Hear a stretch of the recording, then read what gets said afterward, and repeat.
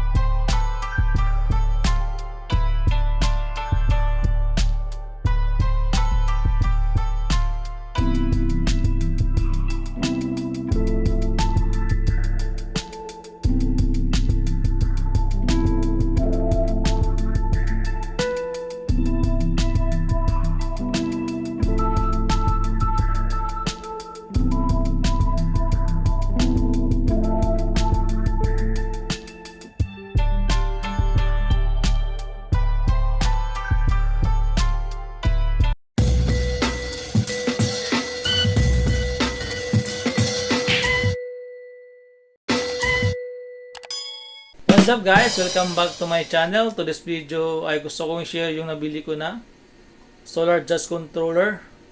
Ito ay si Ilijoy. Bali marami akong nababasa na malupit daw ito pagdating sa charging kasi nga mabilis daw mag-purchase ng battery. And sa market, nakita ko na mayroong binibenta na 200, 400, pati 600 watts. Bali sa akin, ang binili ko ay 400 watts. Kasi nga, balak ko rin mag-upgrade sa 600 watts. Ang tanong, 200 watts yung setup ko, pwede ba to gamitin? Yes, pwede. Kahit 600 watts siya kasi nga, pasok pa rin siya sa range. At least 600 watts below ay gagana dito. Unlike dun sa gumamit ko ng mga mas mataas sa 600 watts, ay hindi na to pwede gamitin kasi nga, hindi na siya ideal. Baka masira ito. Kahit 200 watts yung setup ko ngayon, ay pwede ko gamitin itong Ilijoy. Bali, ang gusto ko sa Ilijoy guys, napansin ko ay yung kanyang power source para ma-turn ito ay galing sa solar. Unlike dun sa MPPT na ang kanyang power source para mag-turn on ay galing sa battery. So ibig sabihin, pag tapat ng gabi, siyempre wala ng araw, ang mangyari, hindi na mag-charge yung solar panel, pero yung ating solar charge controller ay naka-turn na siya kasi connect pa rin sa battery. Dagdag pa ito sa kakain sa kuryente. So dagdag sa magkukonsume.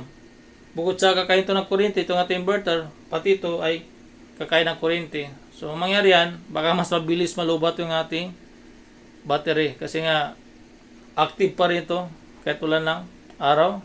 Unlike dito sa Ilijoy, ay ang kanyang power source ay galing sa solar panel. Pag limbawa, wala ng araw, gabi na, ang mangyari sa Ilijoy ay magtuturn pa siya. So hindi niya siya kakain ng kuryente. Pagdating sa umaga, may araw na, doon pa siya aandar. Matipid ito sa kuryente. Kaya ito na gusto ko. Bali ngayon, i-try ko sa dito sa aking setup.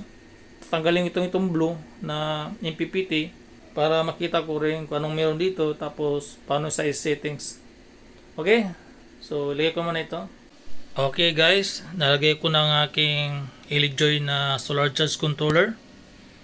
Bali, tinanggal ko yung kanyang terminal kasi hindi ko siya malagay sa breaker. Kaya kailangan tanggalin. Bali, meron siyang label kung saan ang positive at negative. Nandito, makita nyo guys. Ito sa gilid. Bali, ang lupit nito guys kasi nga ang LCD niya guys ay makita agad yung voltage ng ating solar panel, battery, charge current, pati na rin yung temperature ng ating Ilijoy. Nakita niyo yan.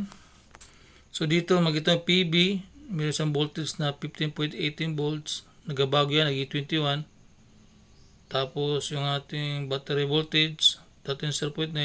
Malapit na siya ma-full charge. Kasi naka-turn off ang ating outlet. Wala na siyang electric fan na nilagay ko. Tapos meron siyang charge current 0.58 ampere. Minsan naging 3 yan, 2. Kasi ngayon medyo makulim din kaya mahina yung kanyang charging. Tapos temperature, yung temperature ng ating Ilijoy, malamig siya. according sa kanyang manual, pag umabot siya ng 70, kusa ito nga under ang kanyang fan. Yan. So, ang gusto ko dito guys ay kita na agad sa LCD yung mga voltage na kailangan natin makita. Tapos, gaya na sabi ko, isa sa nagustuhan ko sa LEDjoy ay ang kanyang power source ay galing sa solar panel. Unlike dito sa ating PPT na solar charge controller na ang kanyang power source ay galing sa battery. So maganito guys, pag gabi, automatic na siya mamamatay kasi wala na siyang ma-detect na sikat ang araw. Kaya hindi na siya kakain ng kuryente galing sa battery. Unlike dito, kakain siya ng kuryente galing sa battery kasi ang kanyang source ay battery. Subukan natin kung gumagana. Subukan natin kung namamatay siya pag wala siyang solar panel na source. Turn off natin yung solar panel. Ayun. Namatay siya. Kasi nga nagkaroon ng power cut sa ating solar panel. Pag gabi, ganito mangyari sa kanya. Turn on natin. Yan. Okay, kita ka yung voltage. Baling yun, nag-charge ang ating battery. Tapos ang kanyang set, naka-default siya is 13.80.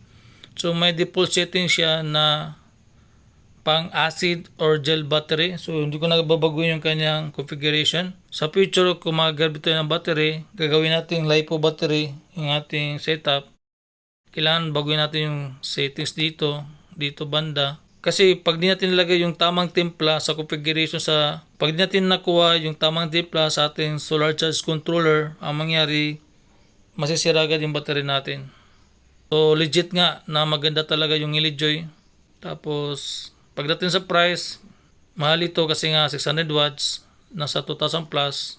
Yung 200 watts, nasa 1,000 plus. Pero unlike dito na nasa 500 plus to 600 lang, mas mura. Kung sakali mag-upgrade daw guys ng battery pati solar panel, kasi nga gagawin ko 600 watts, ipapaliwanag ko kung paano yung configuration nito na mag-match sa ating battery na ipapalit natin na LiPo battery. Okay, so hopefully guys, meron kayo naintindihan or nagkaroon kayo idea or baka nagustuhan niyo yung ating bagong solar charge controller. So try natin i-turn on ang ating power inverter kung magbabago yung nasa LCD. Kasi according sa nabasa ko, pag may kumakain ng kuryente sa ating battery habang nag-charge siya, magbabago yung kanyang LCD. Try natin. Turn on. So ang ating inverter ay kumakain nito ng kuryente rin. Tapos limit ko nasa 10 to 15 watts. Yan. So makita nyo, nagbago. Yan. So paano kung may appliance ako nilagay dito, magbabago ang kanyang voltage. Patunay na kumukonsume siya ng kuryente sa ating battery. Okay. Hanggang ito lang guys. Thank you for watching.